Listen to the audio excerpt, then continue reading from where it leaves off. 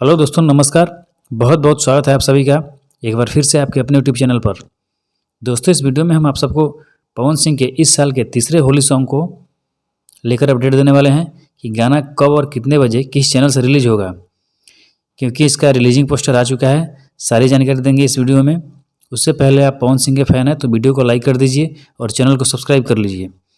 दोस्तों, power star Pawan Singh के अभी तक के 2 होली सॉन्ग को रिलीज किया गया है और दोनों गाने को फैंस के द्वारा खूब प्यार और आशीर्वाद मिल रहा है और अभी मिल भी रहा है और बहुत मिला है।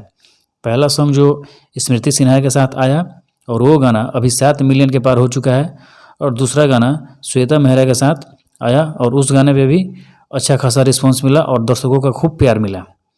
उनके फैंस को चाहने वालों ने इस गाने को बहुत प्यार दिया।